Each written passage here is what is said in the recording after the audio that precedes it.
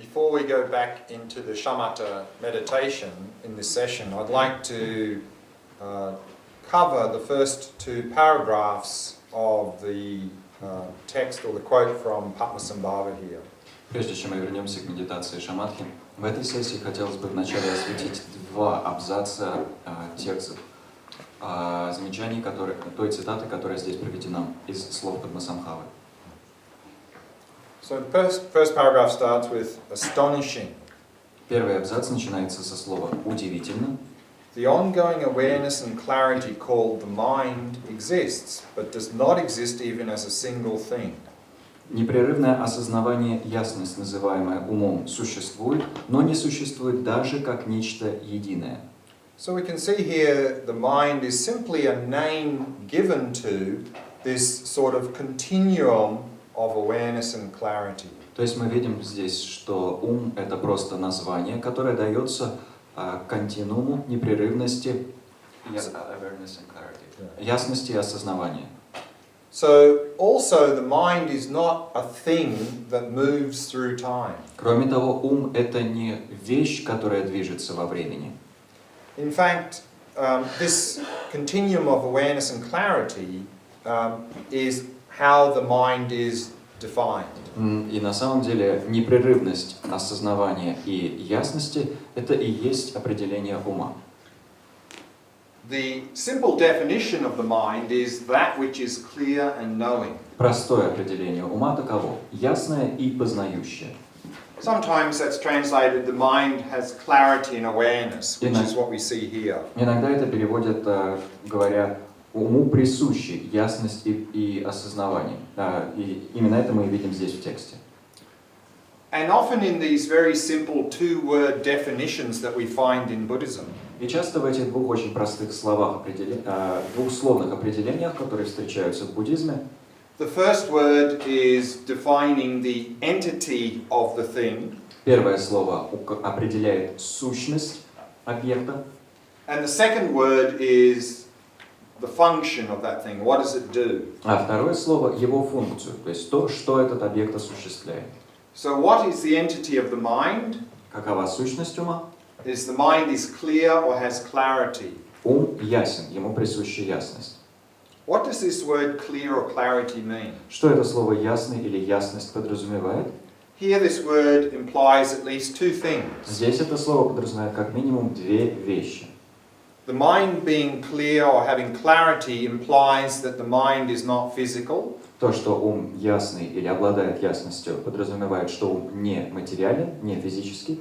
And the mind having the nature of clarity means that things can appear in it. А то, что уму присуще, и то, что уму присуще природа ясности, подразумевает, что в уме могут представать разные вещи. Just like a mirror is clear, therefore appearances, reflections can appear in the mirror. В точности как зеркало ясное, и потому в нем могут возникать отражения, видимости. And because the mind is clear or has clarity, thoughts, emotions and images can appear in the mind. Поскольку ум ясен, поскольку ему присуща ясность, в нем могут проявляться мысли, образы и так далее. And the second word of the definition is, what does the mind do? What is its function?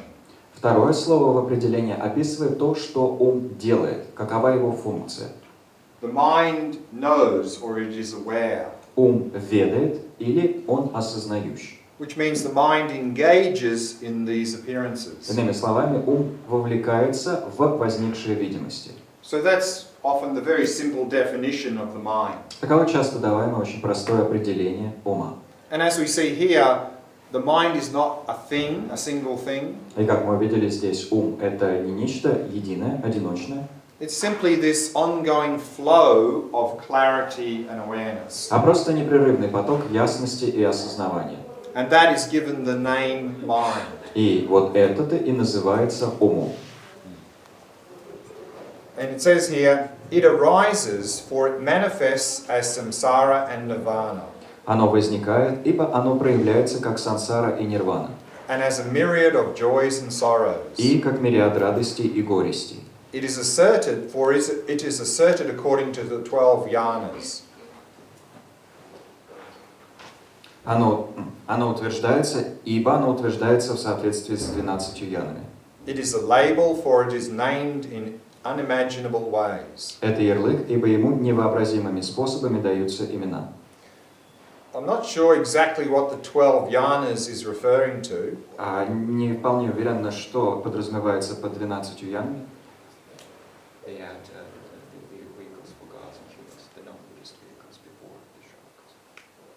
That's what I was going to say. That Padmasambhava, who's the founder of the dzogchen tradition in Tibet, Падмасамбхава, который является основателем традиции дзогчен в Тибете, introduced the idea of the 9 yanas. ввел традицию 9 ян. And the 12 yanas is, I think, those 9 yanas plus 3 more. 12 ян это эти 9 ян плюс еще 3. And Tempa informs me he knows what those 3 are. И Темпа мне сказал, что он знает, каковы они. So he can tell you. Так что он может сказать. Это такие яны, как яны людей, яны богов, то есть до буддийские колесницы. So the 9 yanas, the yana is a vehicle. Если же говорить о 9 янах, яна означает колесница. And the 9 yanas here are 9 vehicles or levels of practice within Buddhism. 9 ян – это 9 колесниц в рамках буддизма. And the 3 extra to make 12 are 3 non-Buddhist vehicles. 3 дополнительные, из чего образуются 12, это 3 небуддийские колесницы.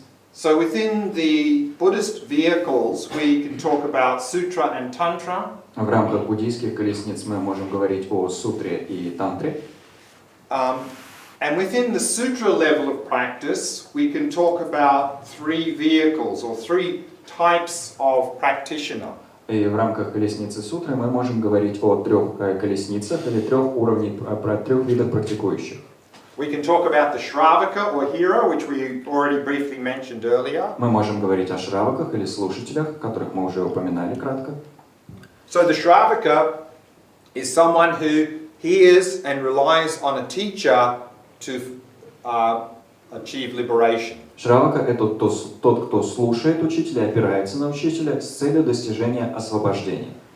The Practica Buddha, which often is translated in English as solitary realizer, Пратика Будда, что часто на английский переводится как одиночно реализованный, в одиночку реализованный, is slightly different to the Shravaka in that they eventually go off into solitude to complete the path. Немного отличается от шраваки тем, что в конечном итоге оказывается в уединении для того, чтобы в нем завершить путь.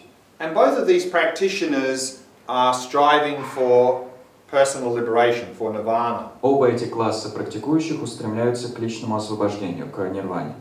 Whereas the third yana, the bodhisattva yana, В то время как третья яна, бодхисаттва яна, the bodhisattva, of course, is striving for full enlightenment. бодхисаттвы, в третьей яне, бодхисаттвы, разумеется, устремляются к полному просветлению. So these are 3 types of practitioner within the sutra level of practice. Таковы 3 уровня практикующих в рамках сутрического уровня практики. And then we have the tantra level of practice where we are gaining access to the very subtle mind. А затем идет тантрический уровень практики, в котором мы открываем доступ к чрезвычайно тонкому уму. And generally within tantra we can talk about 4 levels of tantra. И в целом в рамках тантры мы можем говорить о 4 уровнях тантры. The first level of tantra is called kriya tantra or action tantra. Первый уровень тантры называется крия тантрой или тантрой действия.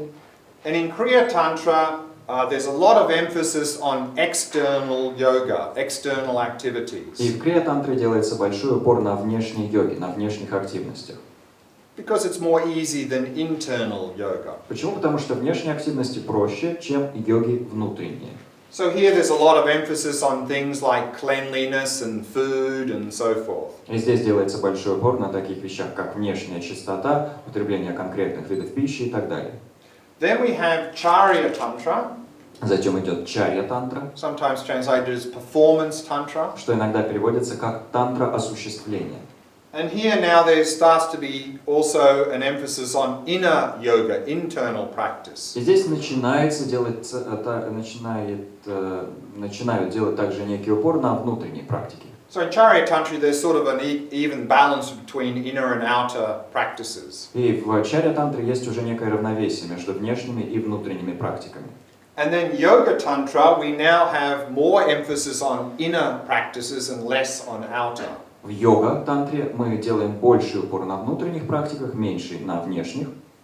And then the fourth level of Tantra is often called Anuttara Yoga Tantra. А четвертый уровень практики называется часто Ануттара йога тантра. In English often highest Yoga Tantra. Что на английский часто переводится как высшая йога тантра.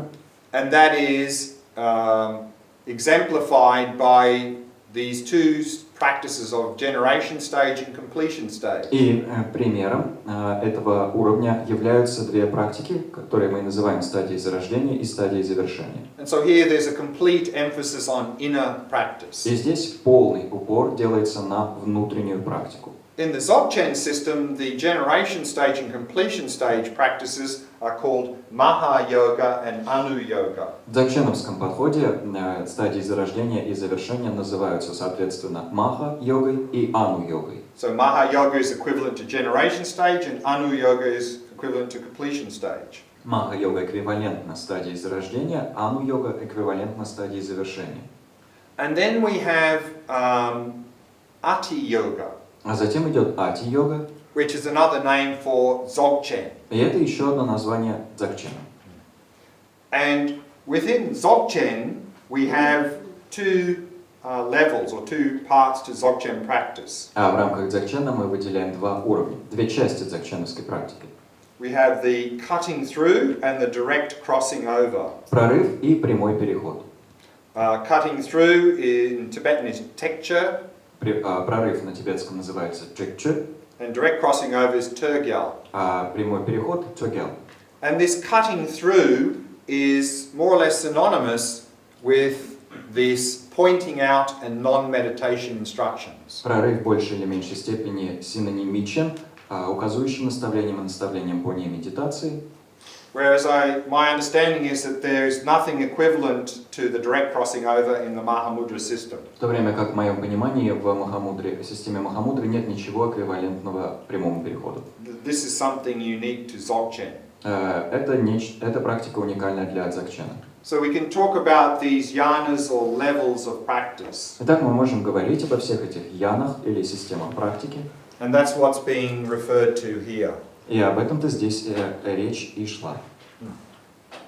And then it says talking about the mind, it's a label, for it is named in unimaginable ways. И дальше здесь говорится, это ярлык, ибо ему невообразимыми способами даются имена. He says some people call it the ultimate reality of the mind. Он говорит, некоторые люди называют его окончательной реальностью ума. This is, I think, a translation of the Sanskrit word dharmata. Это, полагаю, перевод того, что на санскрите называется дхарматой. A word that is very commonly used in the Mahayana, particularly in the Tibetan and Buddhist systems. И это слово, которое очень часто используется в Махаяне и, в частности, в тибетских буддийских системах. Some non-Buddhists call it Atma. Некоторые не-буддисты называют его атманом. So some non-Buddhist systems at the time of the Buddha were saying that the ultimate reality is Atma. Некоторые не-буддисты во времена Будды утверждали, что окончательная реальность — это атма. This is often translated as self. И само понятие атман часто переводится как «я». So some of these non-Buddhist systems believed that this was really the ultimate reality, this Atma. То есть некоторые не-буддийские системы верили, что вот это высшая реальность, атман. And then here it says the Shravakas call it personal identitylessness. Затем говорится, шраваки называют его личной бессамостностью. So generally the Shravakas and Pratyeka Buddhas, говоря в целом, шраваки и пратьяка Будды are following a philosophical system следуют философской системе, that asserts that there is no autonomous self. которая утверждает, что нет автономного «я». And so that's what it means here by personal identitylessness. Что здесь и подразумевается под личной бессамостностью. to come to realize there's no autonomous self, and thereby we can become liberated. Нам нужно прийти к пониманию того, что нет автономного «я», и посредством этого мы достигнем освобождения. So in these philosophical systems, this is the ultimate reality, no self. Так что в рамках таких вот философских систем именно это не «я» и называется высшей реальностью, окончательной реальностью. And then we have the Chittamatrans call it the mind. Далее говорится, приверженцы Читтаматры называют его умом. So Chittamatra is another philosophical system in Buddhism, Читтаматра — это еще одна философская система в рамках буддизма, which is often translated as mind only. которую часто переводят, название которое часто переводят как «только ум».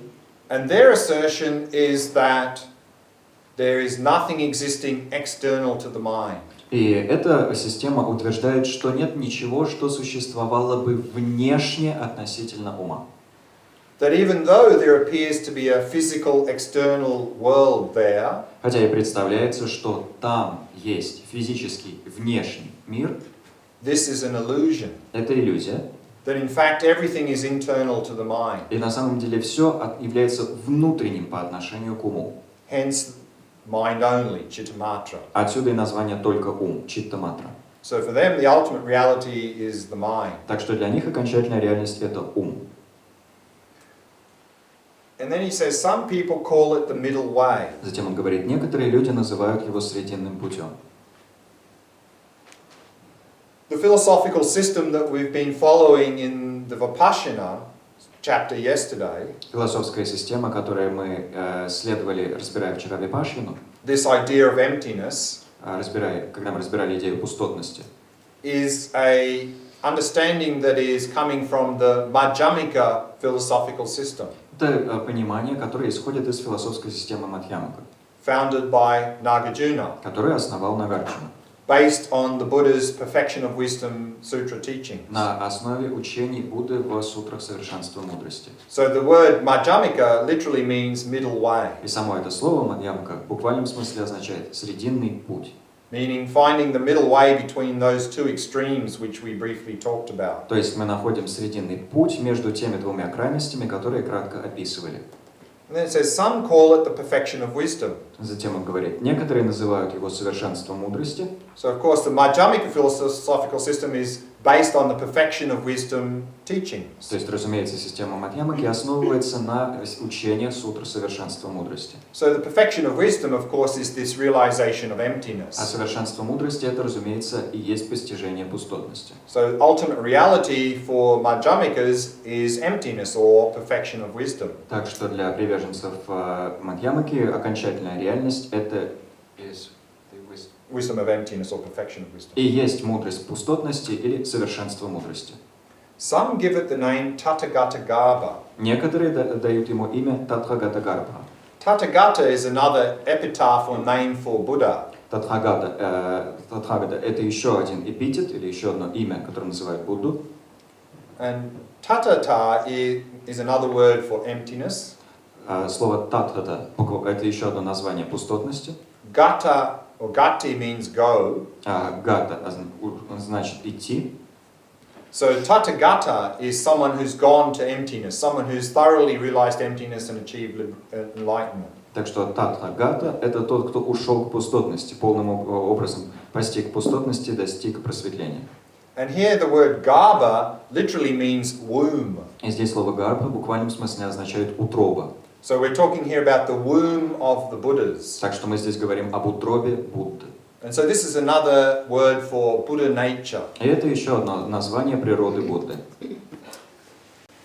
Within the Geluk school of Tibetan Buddhism, В рамках школы Гелук в тибетском буддизме, when we talk about this Tathagata Garbha or Buddha nature, при описании этой Татхагата-гарбхи или природы Будды, we're talking about the potential for enlightenment. мы говорим о потенциале для просветления.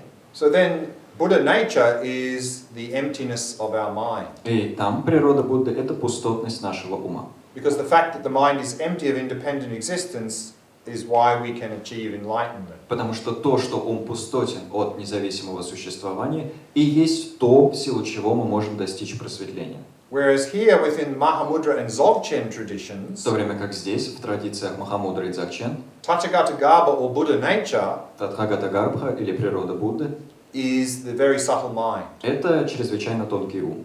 So here when they say some give it the name Tathagata, we're talking about the nature of the very subtle mind. Так что, когда здесь говорится о Татхагата, подразумевается природа чрезвычайно тонкого ума. Some give it the name Mahamudra. Некоторые дают ему имя Махамудра. So Mahamudra can also be a name for the reality or the nature of the very subtle mind. То есть Махамудрой также может называться реальность или природа чрезвычайно тонкого ума. Some give it the name ordinary consciousness. Некоторые дают ему имя обычное сознание. So often in the Mahamudra Kagyu system we hear this term ordinary consciousness or ordinary mind. В системе Махамудры в Кагью мы часто слышим вот это понятие обычное или обыденное сознание и обыденный ум. And here the word ordinary really means essence of mind. И здесь под словом обычное подразумевается сущность ума. So this is just another name for this very subtle mind. То есть это еще одно название чрезвычайно тонкого ума. Some call it the soul bindu. Некоторые называют его единым бинду. So remember, bindu means drop. Как вы помните, бинду значит капля.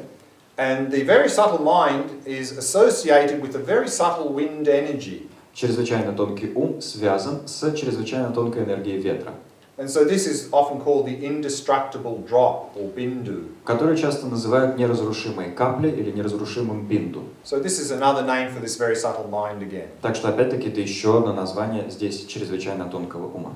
Some give it the name Dharmadhatu. Некоторые дают ему имя Дхармадату.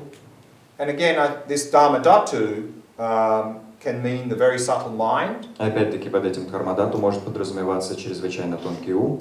And then it says some give it the name Alaya. И дальше говорится, некоторые дают ему имя Алая. Alaya means foundation. Алая значит фундамент, основа. And the Alaya here we can talk about at two levels. И об Алае мы здесь можем говорить на двух разных уровнях. We can talk about the Alaya at the subtle level. Мы можем говорить об Алае на тонком уровне. And then we're talking about a subtle level of consciousness that is often referred to as the Alaya Vijnana, or the foundation consciousness. И тогда мы говорим о тонком уровне сознания, который часто называют Алая Вижняной или сознанием основы. Sometimes translated into English as substrate consciousness. Что иногда на английский переводится как субстратное сознание или сознание подосновы. But here I think the word Alaya is referring to the deeper level of foundation. Но здесь, полагаю, слово Алая относится к более глубокому уровню основы. Again, referring to this very subtle, clear light mind. И опять-таки указывает на чрезвычайно тонкий ум ясного света. And in the Dzogchen tradition of Tibetan Buddhism, А в дзогченовской традиции тибетского буддизма they often give it the name Rigpa. его же называют часто Рикпа. Rigpa is a Tibetan word simply meaning awareness. Рикпа – это тибетское слово, которое просто означает осознавание. But generally when they use the word Rigpa, they mean this very subtle mind. Но в целом, когда используется слово Рикпа, подразумевается этот чрезвычайно тонкий ум. And then also sometimes in the Kagyu tradition, they use the word primordial mind. В традиции Кагью также иногда используется термин «изначальный ум». And this, again, is just another name for this very subtle mind. И это просто, опять-таки, еще одно название этого чрезвычайно тонкого ума. So there are many different names given to this very subtle mind. Так что много есть всяких разных названий, которые приписываются этому чрезвычайно тонкому уму. And this is what is being pointed to, particularly here in the Mahamudra and Dzogchen traditions. И на него-то и происходит указание здесь, в традициях Махамудры и дзогчен. And now what follows is actually some pointing out instructions from Padmasambhava. Вслед за чем идут, собственно, определенные указывающие наставления от Падмасамбхавы. So remember, pointing out instructions are to point out the nature of the mind to the student. Как вы помните, назначение указывающих наставлений в том, чтобы указать ученику на природу ума. And usually they're quite short, pithy instructions. И обычно это довольно краткие, сущностные наставления. To directly awaken the experience of the very subtle mind in the student. Призванные напрямую пробудить в ученике переживания чрезвычайно тонкого ума.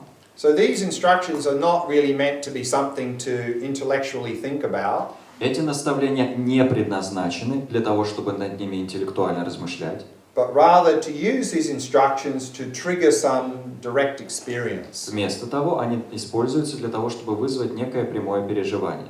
And usually these pointing out instructions are only given to the student if they are at a suitable level. Обычно эти указывающие наставления даются ученику только если он или она на подходящем уровне. But here today we're just going to do a little bit of pointing out instruction just so we get some vague idea what these pointing out instructions are. Но сегодня мы немного позанимаемся указывающими наставлениями, просто с тем, чтобы у нас возникло некое смутное представление о том, что же такое указывающее наставление.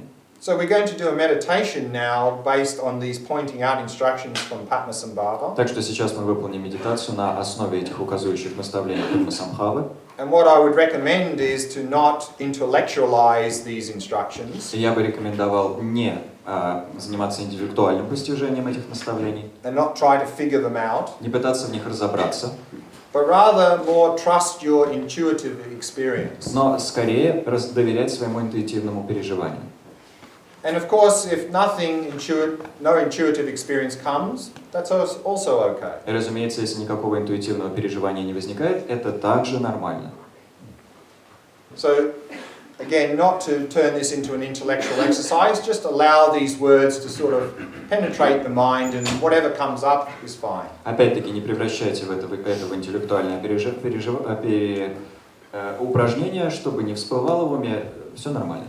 And of course, not to go into this meditation full of expectation that something wonderful is going to happen. И, разумеется, не стоит подступаться к этой медитации, будучи преисполнившись ожиданий относительно того, что случится что-то чудесное. Because if you do, then more or less that will block any possibility of that happening. Потому что если вы так начинаете, то в большей или меньшей степени заблокируете возможность того, что хоть что-то произойдет.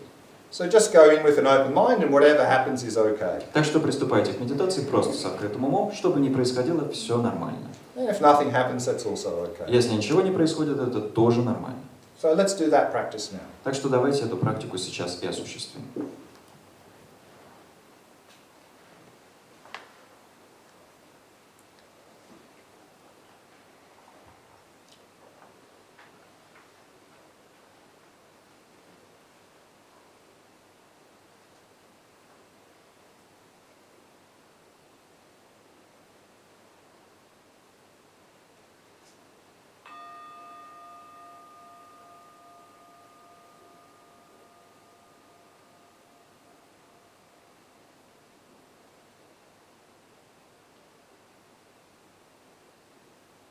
We begin by preparing the body, Мы начинаем с подготовки тела, setting the body into a state of relaxation, stillness, and vigilance. приводя тело к состоянию расслабления, неподвижности и бдительности.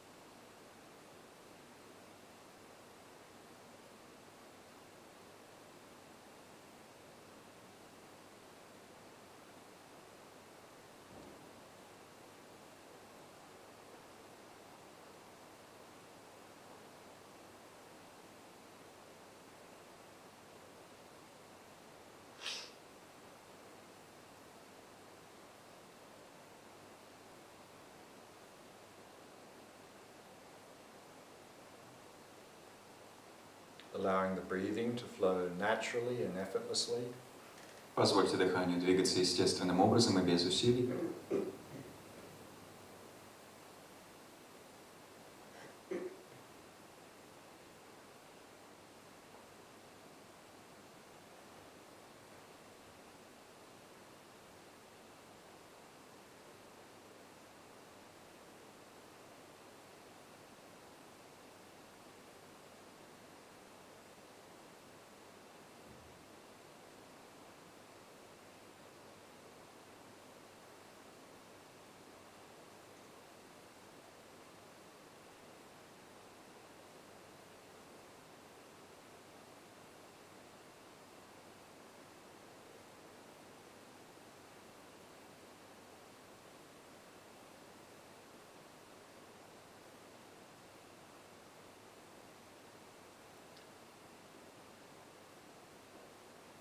dwelling in the past and not anticipating the future.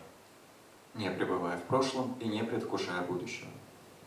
In particular, letting go of any expectations for this meditation. И в частности, отпуская какие-либо ожидания относительно этой медитации.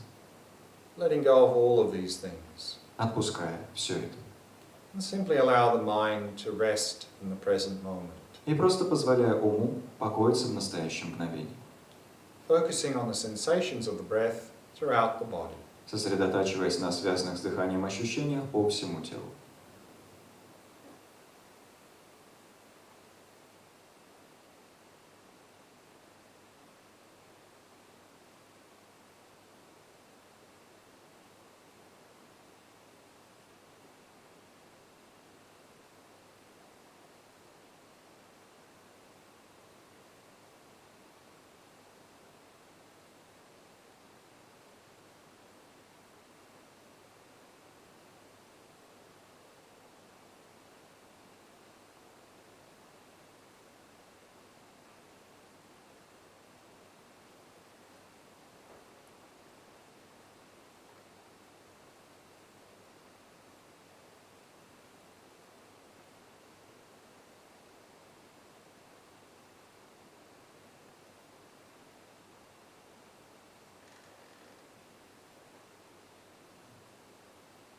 Allowing the eyes to be at least partially open. Позволяя глазам быть хотя бы частично приоткрытыми. Resting your gaze in the space in front of you. Покойте взгляд в пространство перед собой. And simply release all appearances and rest. И просто отпустите все видимости и покойтесь. Resting in the experience of awareness itself. Покойтесь в переживании самого осознавания.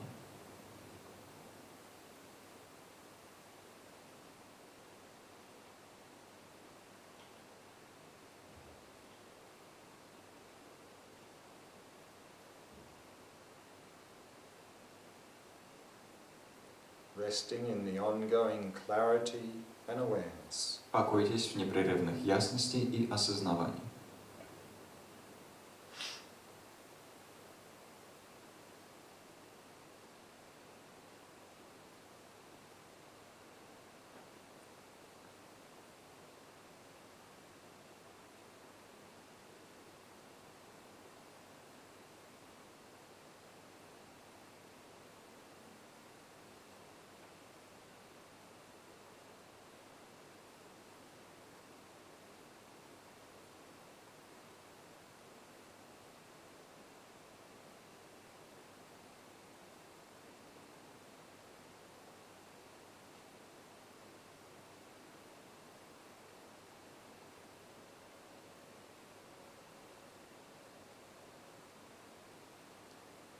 Astonishing. Удивительно. The ongoing awareness and clarity called the mind exists. Непрерывное осознавание и ясность, называемое умом, существует. But does not exist even as a single thing. Но не существует даже как нечто единое.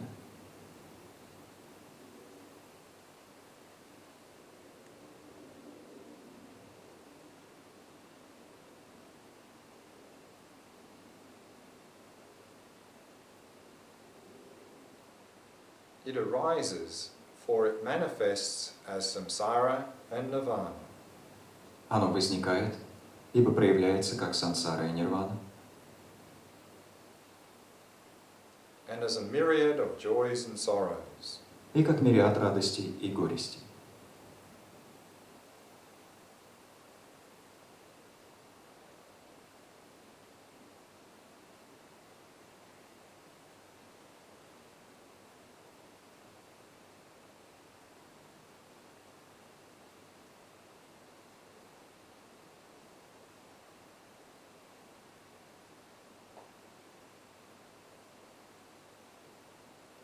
To introduce this by pointing it out directly, Что до ознакомления с ним посредством прямого указания, past consciousness has disappeared without a trace.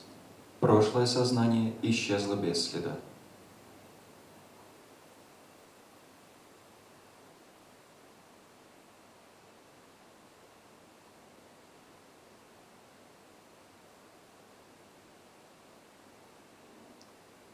Moreover, future realization is unarisen.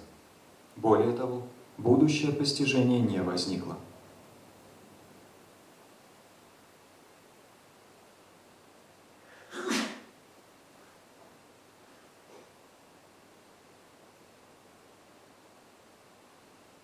And in the freshness of its own present unfabricated way of being, И в свежести его собственного нынешнего неизмышленного способа существования there is the ordinary consciousness of the present. находится обычное сознание настоящего.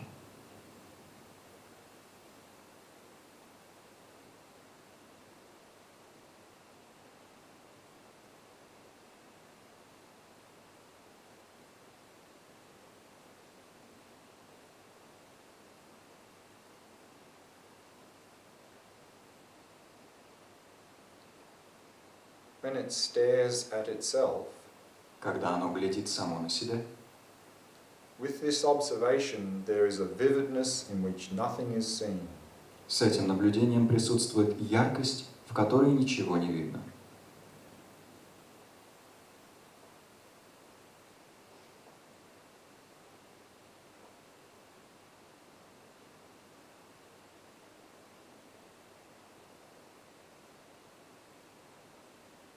Awareness, Осознавание,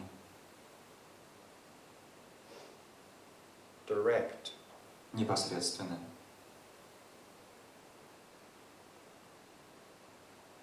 naked, обнаженное,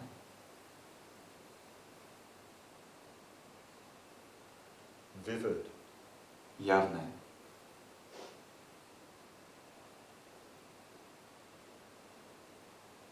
unestablished, неустановленное,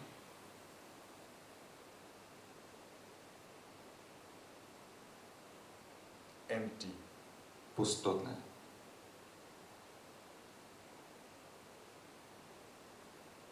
lucid luminosity, ясная светоносность,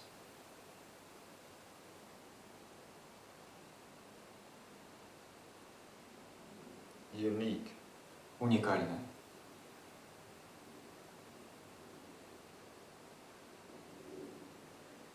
non-dual luminosity and emptiness.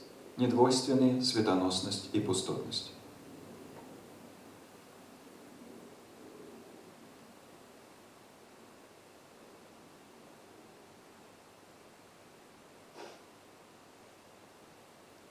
It is not permanent, but unestablished. Оно не является постоянным, но является неустановленным.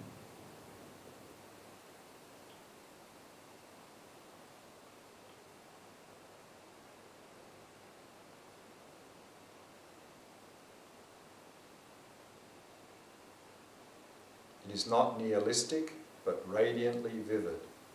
Оно не нигилистично, но является лучезарно явным.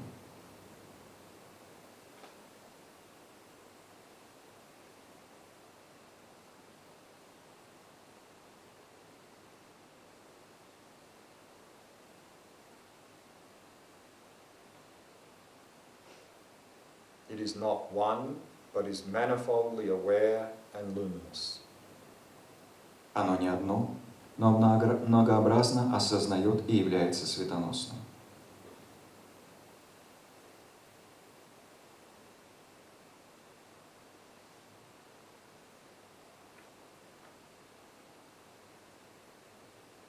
It is not manifold, but is indivisibly of one taste. Оно не многообразно, но нераздельно обладает единым вкусом.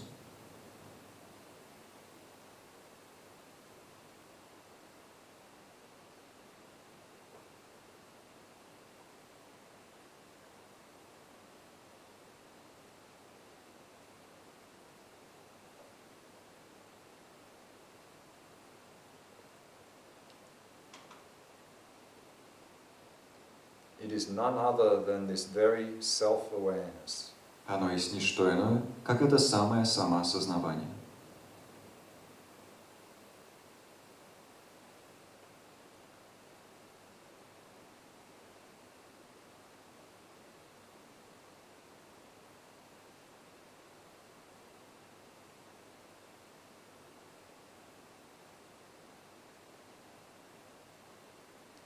This is a real introduction to the primordial nature of being. Это подлинное ознакомление с изначальной природой бытия.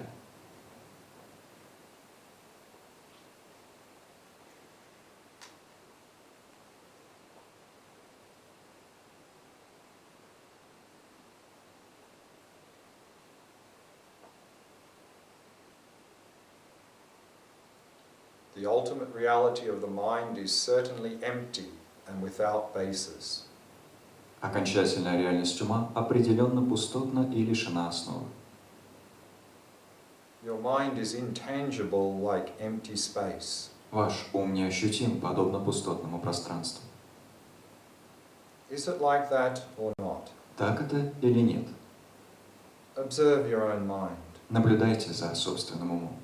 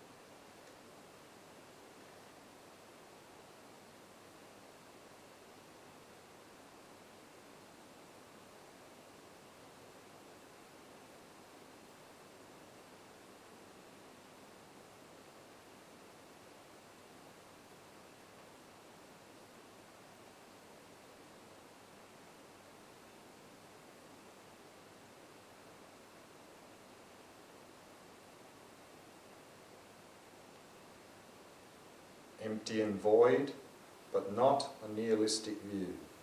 Пустое и полое, но не в нигилистическом ключе. Self-arisen primordial consciousness is original, clear consciousness. Самовозникшее изначальное сознание есть сознание исходное и ясное. Self-arisen and self-illuminating. Самовозникшее и самоозаряющее. It is like the essence of the sun. Оно подобно сущности Солнца. Is it like that or not? Так дело обстоит или нет? Observe your own mind. Наблюдайте за собственным умом.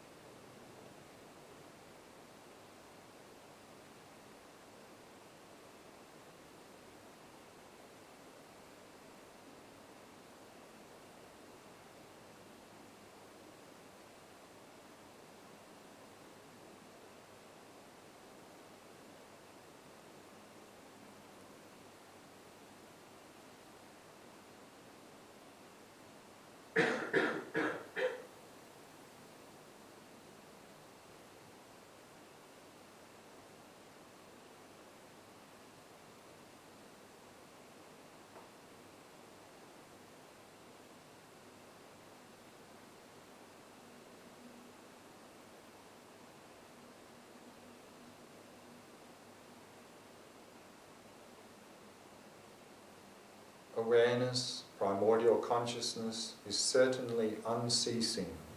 Осознавание, изначальное сознание определенно является непрестанным.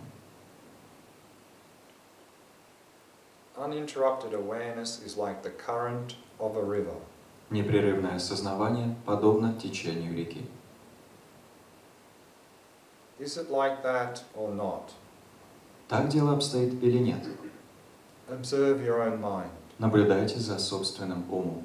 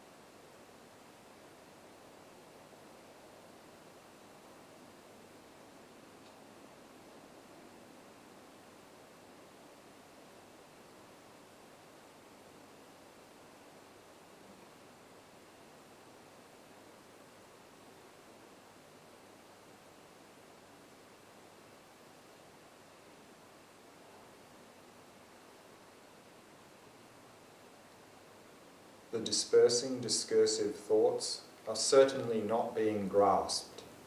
Рассеивающиеся дискурсивные мысли определенным образом не схватываются.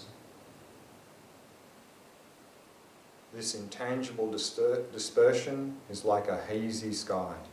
Это неощутимое рассеивание подобно небу с дымкой. Is it like that or not? Так дело обстоит или нет? Observe your own mind. Наблюдайте за собственным умом.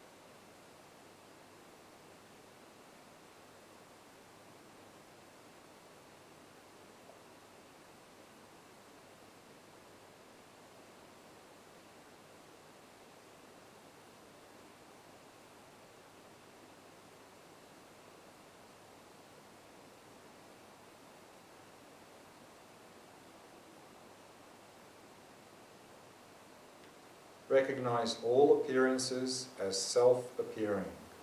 Распознайте все видимости как самопроявляющиеся. Self-appearing phenomena are like reflections in a mirror. Самопроявляющиеся явления подобны отражениям в зеркале. Is it like that or not? Так дело обстоит или нет? Observe your own mind. Наблюдайте за собственным умом.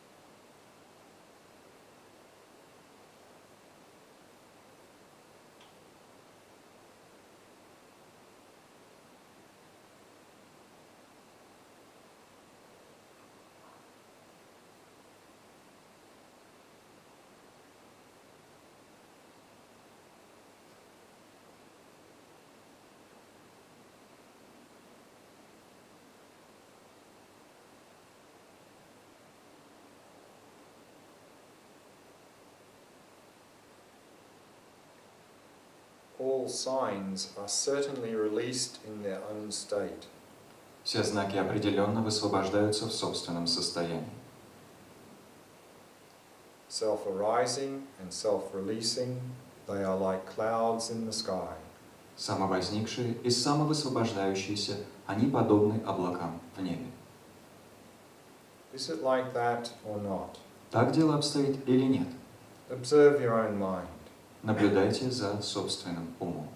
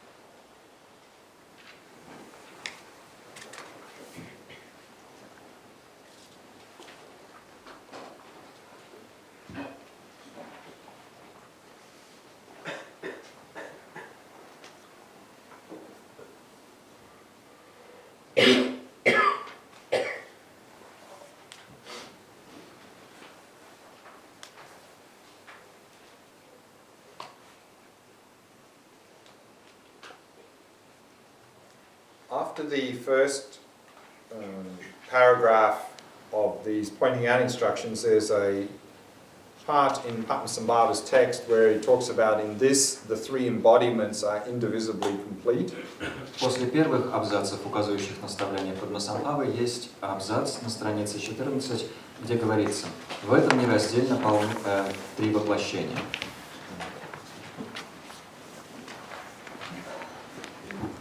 He says, as utterly unestablished emptiness, it is the Dharmakaya. Он говорит: как совершенно неустановленная пустотность, оно есть Дхармакая. As the clear radiance of emptiness, it is the Sambhogakaya. Как ясное сияние пустотности, оно есть Самбхогакая. Appearing everywhere without impediment, it is the Nimanakaya. Проявляясь повсюду без препятствий, оно является Нирманакаей. Simple, singularly complete, it is the Svabhavakaya. Простое, единополное, оно есть Свабхавакая. Here we're talking about the four kayas of an enlightened being. Здесь мы говорим о 4 каях просветленного существа. And this is presented slightly differently or in different levels of elaboration. И это может описываться немного по-разному, на разных уровнях, с разной степенью подробности. In a very simple presentation, we can talk about two kayas. На очень простом уровне в очень простом описании мы можем говорить о 2 каях. And this word kaya is not so easy to translate. Само это понятие кая не так-то просто перевести. Often it's translated as body. Часто это переводят как тело. But then when we hear about the four bodies, we sort of think about these things. Но когда мы думаем потом про 4 тела, мы думаем вот про такие штуки. It's not really the meaning of the word kaya. И не в этом на самом деле смысл слова кая. Maybe 4 aspects. Может быть, 4 аспекта. So often we talk about the two kayas of an enlightened being. Так вот, часто мы говорим о 2 каях просветленного существа. We talk about Dharmakaya and Rupakaya. Мы говорим о Дхармакае и Рупакае. The Dharmakaya, of course, is the enlightened mind. Дхармакая — это, разумеется, просветленный ум. And sometimes this word Dharmakaya is translated into English as truth body. И само это понятие Дхармакая иногда переводится на английский как тело истины. And Rupakaya is the manifestation of the enlightened mind. А Рупакая — это проявление просветленного ума. Sometimes translated as form body. Что иногда переводится как форма тела, формное тело. And when we talk about the sutra level of practice for enlightenment in the Mahayana, И когда мы говорим о сутрическом уровне практики, ведущей к просветлению, практики в контексте Махаяны, we briefly mentioned these two accumulations. мы кратко упоминаем так называемые 2 накопления. The accumulation of wisdom and the accumulation of merit. Накопление заслуги и накопление мудрости. So merit, of course, means virtuous, the result of virtuous activity, Заслуга — это, разумеется, плоды добродетельной активности, of benefiting others. принесение блага другим. So it's said that in these two accumulations, the accumulation of wisdom, the vipassana practice, И говорится, что в рамках этих 2 накоплений, накопление мудрости, практика випашшаны, is the main cause to achieve the Dharmakaya. это главная причина для достижения Дхармакаи. And the accumulation of merit, the virtuous activities of benefiting others, is the main cause for the Rupakaya. А накопление заслуги, осуществление благих добродетельных действий, помогающие другим, это главная причина достижения Рупакаи. And then Dharmakaya is sometimes divided into two. Дхармакая иногда подразделяется на 2 каи. The Svabhavakaya or Svabhavikakaya Свабхавакаю или Свабхавикакаю and the Jhana Dharmakaya. и Джняна Дхармакаю. And here we see that it says simple, singularly complete, it is the Svabhavakaya. И как мы видим здесь в тексте, говорится, простое, единополное, оно есть Свабхавакая. Svabhavakaya, Svabhava means nature or essence. Свабхава означает природа или сущность. So often this is translated as nature, truth body. И это часто, название этой каи часто переводится как тело истины природы, природы истины. So really we're talking here about the emptiness of the enlightened mind. через дефис, природа истины. И мы здесь говорим на самом деле о пустотности просветленного ума. And then sometimes we have this jhana dharmakaya translated as wisdom truth body. А джнян, название джняна дхармакая иногда переводится как тело мудрости истины. So again, just the enlightened mind. Через дефис. И опять-таки это уже просто просветленный ум. And then rupakaya or form body. А рупакая или формное тело is we're talking about the manifestation of the enlightened mind. это описание проявлений просветленного ума. And the enlightened mind can appear in a number of levels to benefit others. Просветленный ум для принесения блага другим может проявляться на разных уровнях. It can appear as a sambhogakaya. Он может представать как самбхогакая. A sambhogakaya is a very subtle manifestation of the enlightened mind. И самбхогакая это очень тонкое проявление просветленного ума. Which translated sometimes into English as complete enjoyment body. Что на английский иногда переводят как тело полного или совершенного наслаждения. This is a very subtle manifestation of enlightened mind that only Arya bodhisattvas can perceive. Это очень тонкое проявление просветленного ума, видеть которое способны только арья бодхисаттвы. And then we can talk about Nirmanakaya. И затем мы можем говорить также о нирманакае, Often translated as emanation body. что часто переводят как тело проявления. So a Nirmanakaya is a more coarse level manifestation that even ordinary beings like ourselves can perceive. Нирманакая это проявление более грубого уровня, которое способно видеть даже обыденные существа, такие как мы. So an enlightened being can manifest in many ways and many levels to benefit others. Просветленные существа могут проявляться на множестве уровней, множеством способов для принесения блага другим. And so here in the Mahamudra practice, Здесь, в практике махамудры, we are of course talking about pointing out the nature of our mind. мы, разумеется, говорим об указании на природу нашего ума, We're talking about pointing out this very subtle mind. об указании на чрезвычайно тонкий ум. And so remember, in the Mahamudra and Dzogchen traditions, Как вы помните, в традициях махамудры и дзогчена we are taking the perspective of the enlightened state. мы принимаем точку зрения просветленного состояния. So therefore, this very subtle mind or Buddha nature И потому этот чрезвычайно тонкий ум или природа Будды, is identified, of course, as the Dharmakaya. разумеется, опознается как дхармакая. And so hence here we have this expression about the Dharmakaya and then the manifestation of that as Sambhogakaya and Nirmanakaya. И потому-то у нас здесь идет это описание того, что сам ум это дхармакая, а проявление его самбхогакая и нирманакая. Whereas, of course, within the sutra level of Mahayana practice, В то время как, разумеется, на сутрическом уровне практики Махаяны, then, of course, Buddha nature is simply the potential for enlightenment. природа Будды это, разумеется, потенциал для достижения просветления. And then we engage in merit or virtuous activities and wisdom to create the causes for these kayas. И мы осуществляем активности заслуги, то есть добродетельные деяния, и мудрости для того, чтобы собрать причины для этих кай. Whereas here, these kayas are said to exist within us right now. В то время как здесь говорится, что эти каи существуют в нас прямо сейчас.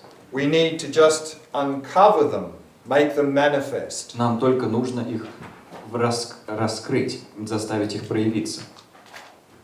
And the difference in perspective we can appreciate using an analogy. Осознать разницу в этих точках зрения, точках видения, углах зрения мы можем, используя аналогию. We can talk about looking at a window. Можно говорить о взгляде на окно. And we could have the perspective that there is a dirty window, I need to put effort to produce a clean window. Мы можем сказать, вот грязное окно, мне нужно приложить усилия, чтобы получилось окно чистое. Which is a valid perspective. И это достоверная точка зрения. Or we could have the complete opposite perspective. Или у нас может быть совершенно противоположная точка зрения. There's already a clean window there. Уже есть чистое окно. We just need to remove the dirt to see the clean window that was already there. Нужно просто устранить грязь, чтобы узреть чистое окно, которое уже присутствовало. So both of these perspectives, of course, are valid. Разумеется, обе эти точки зрения достоверны. And I think for us as a practitioner, it can be helpful to adopt the perspective that sort of works best for us. И нам, как практикующим, полагаю, необходимо принимать тот угол зрения, который лучше всего работает для нас. And each of those perspectives has advantages and disadvantages. У каждой из этих точек зрения есть преимущества и недостатки. So often a disadvantage of the perspective, there's a dirty window, we need to put effort to produce it. Недостаток точки зрения, которая говорит, вот грязное окно, нужно приложить усилия, чтобы его отмыть. Or in other words, Buddha nature is simply a potential for enlightenment. Или точки зрения, которые утверждают, природа Будды — это просто потенциал на достижение просветления. And we have to put a lot of effort to achieve that far away goal. И нужно приложить много усилий, чтобы достичь этой далекой цели. We may get a bit disheartened thinking, oh, I can't do it. Недостаток в том, что мы можем немножко отчаяться и подумать, ой, ну мне это недоступно, я с этим не It's справлюсь. just too difficult. Все слишком сложно. And the other perspective of there's already a clean window there, we just need to remove the dirt to see the clean window that's already there. А другая точка зрения, которая подразумевает, что чистое окно уже есть, и нужно просто устранить грязь, чтобы его увидеть. Or in other words, we have the Dharmakaya within us already. Или иными словами, точка зрения, которая подразумевает, что Дхармакая уже в нас присутствует. That we just need to remove the dirt to reveal the enlightened being that we already are. И нужно просто устранить грязь, чтобы выявить просветленное существо, которым мы уже являемся. Then sometimes the disadvantage with that is, Недостатком этого подхода иногда является то, I'm already enlightened, I don't need to do anything. что я уже просветленный, мне делать ничего не надо. I can just sit back and relax and do nothing. Могу просто откинуться в кресле, расслабиться и ничего не осуществлять. So of course both of these perspectives has their advantages and disadvantages. Так что, разумеется, у обоих этих подходов есть свои преимущества и недостатки. So I think we can use either perspective or even a combination of perspectives that works best for us. Так что мы можем использовать любую из этих точек зрения или даже сочетание этих точек зрения, которые нам лучше всего подходят. And then there's a section in Padmasambhava's text here which we haven't covered yet. И затем здесь идет раздел текста Падмасамбхавы, который мы пока не освещали, But I'd like to leave that now но его пока хотелось оставить, because that's going to be the basis of the pointing out meditation in the next session. потому что он станет основой для медитации, указывающей медитации в следующей сессии. And if we go through this now in a very intellectual way, А если мы сейчас будем очень интеллектуально эти пункты разбирать, then when we come to meditate, we'll go, oh, I know this already. то, дойдя до медитации, мы станем думать, о, это я уже знаю, And then we'll just dismiss it. и все отбросим. And then maybe it won't have any impact. И, может быть, тогда никакого эффекта не будет. So we'll leave it till this afternoon. Так что мы оставим все это до второй половины дня. So then maybe we can go a little bit further in the text before we break for lunch. Прежде чем прерываться на обед, мы, может быть, еще немножко можем пройтись по тексту. And so we have then, after this Padmasambhava quotes, we have a quote from Saraha, Но вот после этих цитат Падмасамбхавы идет цитата из Сарахи, a great, I think, 8th century Indian Mahamudra master. великого индийского мастера махамудры 8 века. And he says, the root of the entire samsara and of liberation is the nature of the mind. Он говорит, корень всей сансары и всего освобождения – это природа ума. To realize this, rest in unstructured ease without meditating on anything. Чтобы это постичь, покойтесь в неструктурированной легкости, ни на чем не медитируя. When all that needs to be done is to rest in yourself, it is amazing that you are deceived by seeking elsewhere. Когда все, что требуется, покоится в себе, изумительно, что вы обманываетесь, осуществляя поиски где-то еще. Which means that if we can cut through to the very subtle mind and rest in this experience, То есть, если мы сможем прорваться к чрезвычайно тонкому уму и покоиться в этом переживании, and then if we engage in artificial conceptual activity looking elsewhere, а потом будем заниматься измышленными концептуальными активностями и еще где-то что-то искать, then we've missed the reality of the mind that we are experiencing directly. то, получается, мы упустим реальность ума, которую переживаем напрямую. And then he says, everything is of the primordial nature without its being this and not that. И затем он говорит, все имеет изначальную природу, не являясь этим и не тем. Meaning everything is of this nature of emptiness. То есть всему присуща эта природа пустотности. And it cannot be grasped as being this or that. И за нее нельзя уцепиться как за это или за то. And then we have another quote, I think again from a Tibetan Mahamudra master. Затем еще одна цитата из тибетского мастера традиции махамудры. Observing the mind, it is without birth. Наблюдаешь за умом, и он лишен рождения. Observing objects, they are without conceptual elaboration. Наблюдаешь за объектами, и они лишены концептуальных усложнений. This non-dual reality transcends the intellect. Эта недвойственная реальность превосходит интеллект. I know nothing at all. Я совершенно ничего не знаю. What we're going to see in one of the sessions this afternoon В одной из сессий во второй половине дня сегодня is an approach to Mahamudra where we first look at appearances to the mind. мы увидим подход, в котором мы сперва смотрим на видимости, предстающие пред умом. And to understand that there is no appearances independent of the mind. Где мы понимаем сперва, что нет никаких видимостей, независимых от ума. And here it says they are without conceptual elaboration. И здесь вот сказано, и они лишены концептуальных усложнений. And then we can turn our attention to the mind itself. Затем мы можем обратить внимание, повернуть внимание на сам ум. Because if we can realize that all appearances are not independent of the mind, Потому что если мы сможем осознать, что все видимости не являются независимыми от ума, then we may come to the conclusion, since everything's coming from the mind being the source of everything, is the only real thing. то сможем прийти к выводу, ну, если все не существует независимо от ума, то ум, как источник всего, это единственная реальная вещь. So then we turn our attention to our own mind, investigate the mind. И вот тогда-то мы обращаем внимание на сам ум и исследуем ум. And to realize the mind is also empty of independent, findable existence. И нужно осознать, что ум также пустотен от независимого обнаружимого существования.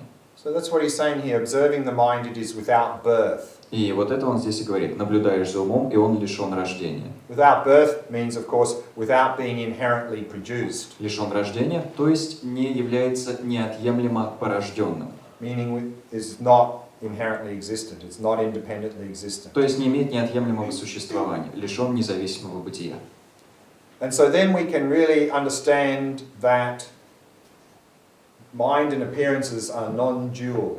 Тогда мы сможем действительно понять тот факт, что ум и видимости не двойственны. And so often then in the Kagyu Mahamudra tradition we talk about this non-dual mind and appearances. В традиции кагюбинской махамудры мы часто говорим о недвойственных уме и видимостях. And of course it says here, this transcends the intellect. Разумеется, здесь говорится о том, что это превосходит интеллект. That's why he says, I know nothing at all. Поэтому он говорит, я совершенно ничего не знаю. Means I cannot intellectually know that. То есть говорит, что я не могу это интеллектуально познавать. Because that non-dual reality is beyond conception. Потому что это недвойственная реальность за пределами концепции. So if we come to realize the non-duality of mind and appearances, Если мы приходим к постижению недвойственности ума и видимости, and then someone asks us to explain that experience, и кто-то просит нас объяснить это переживание, we would be at a loss of words to explain it. у нас не будет слов для того, чтобы это объяснить. We could maybe use some sort of analogies to point the person towards that. Мы, может быть, могли бы использовать какие-то аналогии, чтобы человека к нужному подтолкнуть, But we would not be able to describe that experience directly. но мы не смогли бы напрямую описать переживание. And so sometimes analogy used to describe such an experience И потому иногда аналогии используются для описания подобных переживаний. is that the mind is like the ocean Аналогия такая, ум подобен океану, and the appearances are like waves in the ocean. а видимости подобны волнам на океане. So the waves are not something other than the ocean. Волны не являются чем-то отличным от океана, So sometimes these sorts of analogies can be helpful. так что иногда такого рода аналогии могут быть полезны. But of course we need to come to that direct experience ourselves. Но нам, разумеется, необходимо самим прийти к этому прямому переживанию. And then maybe one other quote here before we break for lunch. И может быть еще одна цитата, прежде чем мы прервемся на обед. It says, look at the essence of your own mind. Гласит: смотри на сущность твоего собственного ума. No essence whatever is established. Не устанавливается совершенно никакая сущность. Meaning that we will not be able to find an essence of the mind. То есть мы не сможем отыскать сущность ума. Meaning we cannot find a mind that exists from its own side. It has its own unique nature. То есть мы не сможем отыскать ум, который существовал бы с собственной стороны, обладал бы собственной уникальной природой. So that's what it means when no essence whatever is established. Это подразумевается под словами «не устанавливается совершенно никакая сущность». And then in the next section here we have another very important quote from Padmasambhava. А в следующем разделе идет еще одна очень важная цитата Падмасамбхавы. And then following that a quote from pointing out the Dharmakaya. И вслед за этим цитата из текста указания на Дхармакаю. A classic text by I think the 9th Karmapa. Классического текста 9-го Кармапы. That we're going to be looking at in this afternoon session. И эти цитаты мы рассмотрим сегодня после обеденной сессии. So it's lunchtime now, so let's break for lunch and come back at 2 o'clock. Пришло время обеда, так что давайте прервемся на обед и воссоединимся в 2 часа.